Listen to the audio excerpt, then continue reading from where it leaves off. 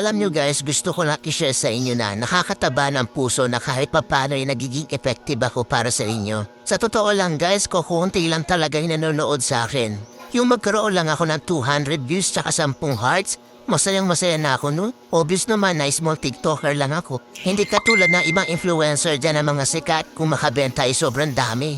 Pero ako guys, kahit ganyan lang yan no, ang saya-saya, promise. Kahit ganyan lang guys, feeling ko hindi ako napanghihinaan ng loob.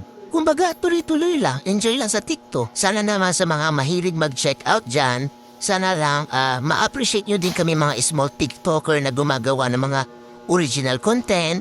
Hayaan nyo na yung mga influencer, mayayaman na yun. Yung tipong sila naka-iPhone 14. Yung mga video camera nila, gaganda. Tapos ako naka-Realme, ang labo pa. Support nyo naman ako guys as a small TikToker dito na gumagawa ng original content. Sana ma-appreciate niyo po